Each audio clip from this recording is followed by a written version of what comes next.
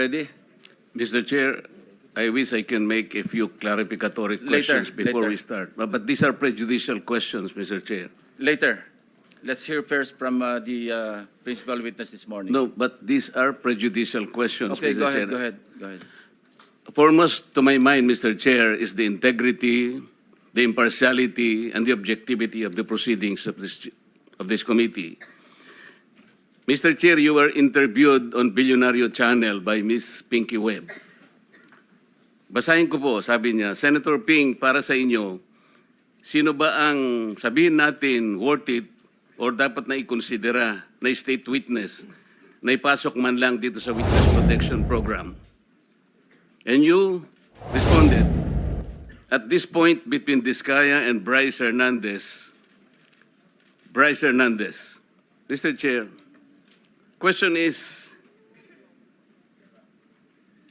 does the chairman has the prerogative or the right to make judgment? No. That's my perspective, no? That's my personal opinion outside of the hearing or outside of this hall.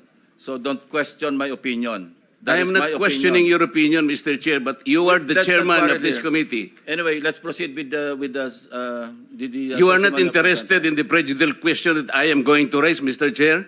Go ahead, you raise your Kaya nga sinasabi ko sa inyo You're an questioning my investigator, opinion. we are investigating. Away kagad tayo rito. Mr. Chair, we are still Hearing is suspended. investigating.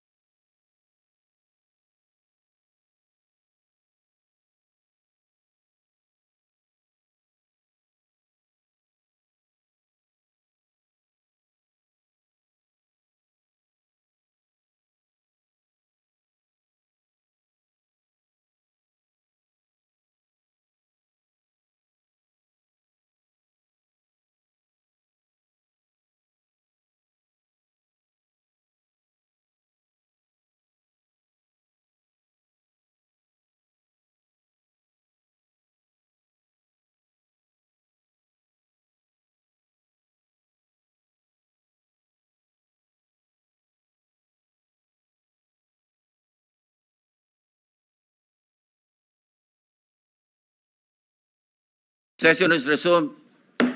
Mr. Alcantara, you proceed. Thanks, Mr. Chair. Mr. Alcantara, you proceed. Sir, I will register my continuing objection, Mr. Chair. I will question the objectivity of these proceedings if you will not allow me raise these points. Maybe in the plenary this afternoon I will raise it. Go ahead. Perhaps, Mr. Alcantara, you proceed with your statement. Your Honor, okay lang po bang makapagbigay ako ng opening statement ko po? Proceed, proceed. Ano bang gagawin natin dito?